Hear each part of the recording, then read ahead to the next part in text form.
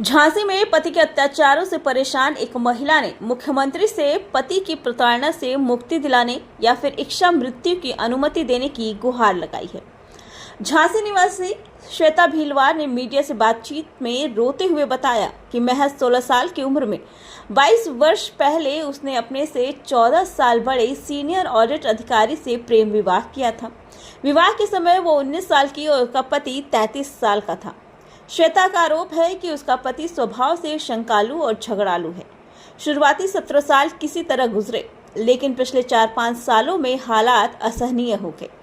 पति ने उस पर चरित्रहीनता के झूठे आरोप लगाकर घर में सीसीटीवी कैमरे लगवाए, आवाजाही पर पाबंदी लगा दी और बच्चों से भी दूर कर दिया। कई बार आत्महत्या का विचार आने के बावजूद उसने अपने 2 बेटों को देखकर खुद को संभाला। मजबूरी में उसने स्कूल में नौकरी शुरू की, लेकिन इससे पति का रवैया और भी आक्रामक हो गया। कई शिकायतों के बावजूद न्याय न मिलने पर श्वेता ने मुख्यमंत्री से अपील की है कि या तो उसे पति की प्रताड़ना से आज़ाद किया जाए, अन्यथा उसे इच्छा मृत्यु की अनुमति दी जाए। मेरा नाम श्वेता भदौरिया है। कहाँ से आई हो? मैं यहाँ झांसी लोकल से सर्वनगर में मैं रहती हूँ। मामला एक्चुअली ये है कि मैं अपनी लाइफ से बहुत परेशान हो चुकी हूँ। इच्छा मृत्यु तो कोई भी अपने लिए नहीं मानता है, हर कोई जीना चाहता है और मैं भी जीती हूँ। मैं भी एक बचपन स्कूल में मैं नर्सरी टीचर हूँ, तो मैं भी जीना चाहती हूँ, लेकिन घर में अशांति की वजह से मैं बहुत परेशान हो चुकी हूँ कि पति को इस बात से प्रॉब्लम है कि मैं जी क्यों रही हूँ। बेसिक प्रॉब्लम क्या है? बेसिक प्रॉब्लम ये है कि मैंने 2003 में अपनी मर्जी से इनसे शादी की थी। छोटी थी, 4 साल की, जब पिता शहीद हुए थे। माँ को जॉब मिला, उसके माँ ने ही पिता और माँ दोनों का रोल प्ले किया। 16 साल की थी, उसके बाद ये लाइफ में आए। 19 साल की थी, फिर घर से इनसे भागकर शादी की। शादी करने का पर्पस ये था कि जो किया है उसको निभाना है। समाज को ताक पर रखकर, जातियों को ताक पर रखकर, हर चीज़ को छोड़कर मैं इनके साथ भागी और मैंने शादी की। जॉइंट फैमिली में आई, सबका प्यार मिला, ससुराल वाले बहुत अच्छे थे, सबका बेटी की तरह बेटी बनाकर मुझे रखा। कहीं से कोई मेरे लिए कोई तकलीफ नहीं थी। उसके बाद 2 बच्चे हुए। आज मेरा बड़ा बेटा 20 साल का है, बनारस से बीटेक कर रहा है। छोटा बेटा 16 साल का है, 10th में है, मेरे साथ रहता है। सब कुछ अच्छा चल रहा है, लेकिन पति का जो ईगो है, अहंकार है, उसने सब खत्म कर दिया। छोटी छोटी बातों को लेके प्रताड़ित करना, घर में अशांति मचाना, ये सब इनका आए दिन का है। आज शक की मुझसे ये उम्र में 15-16 साल बड़े हैं और छोटी छोटी बातों को लेके शक करते हैं। लगता है कि लाइफ में जैसे कि सिर्फ हमारी सांसें ही हमारे कंट्रोल में थी, जिनको हम अपनी मर्जी से ले पाते थे और छोड़ पाते थे। बाकी हर चीज का कंट्रोल ये रख देते। पिछले साल माँ का देहांत हुआ।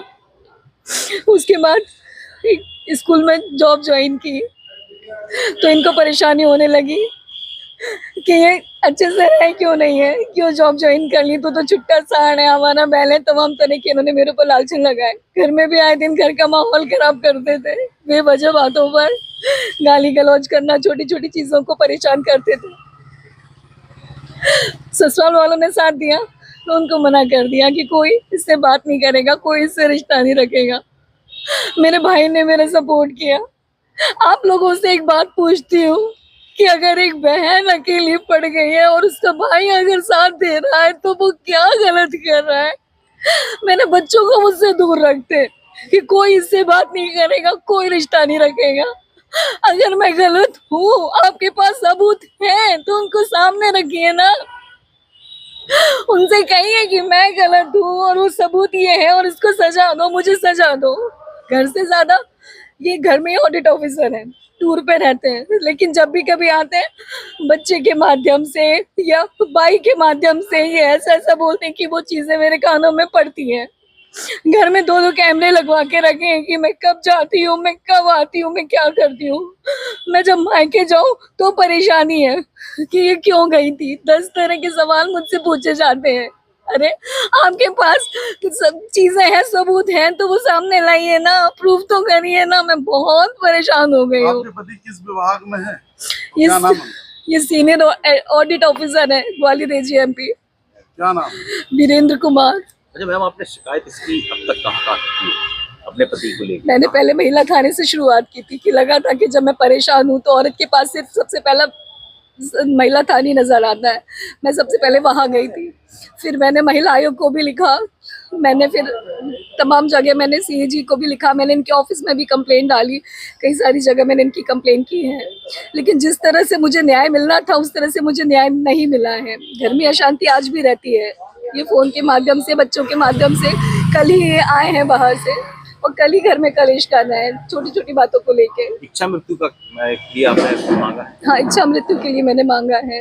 कहाँ शिकायत की है संबंध में? अभी मैंने ऑनलाइन तो मैंने कई सारी जगह डाला हुआ है, महिला आयोग को भी डाला हुआ है मैंने, और भी सारी चीजें इसमें लिखी हुई है। और अभी CM पोर्टल पर मैंने डाला, तो CM पोर्टल पर भी वो लोग घर पर आए थे इन्वेस्टिगेशन करने के लिए, लेकिन वहाँ से भी मुझे न्याय नहीं मिला। उन्होंने मुझसे ये कहा कि हम आपके पति को समझाएंगे और आप चिंता मत करो, आपको घर से हमेशा आए दिन धमकी रहते हैं कि मुझे घर से निकाल देंगे, घर से निकाल देंगे। तो आप एक बात बताओ, जो 22 साल मैंने इस घर में अपने समर्पित होकर दिए हैं, तो मैं जाऊँ कहाँ जाऊँ मैं?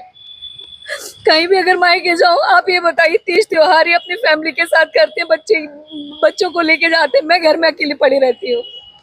किससे मांगी है? किससे मांगी? लिखित रूप में कहाँ दिया? लिखित रूप में मैंने CM को दिए। आगे इच्छा मृत्यु मैंने बिल्कुल मांगी है, और क्यों ना मांगू, मेरे पास और कोई विकल्प नहीं है ना।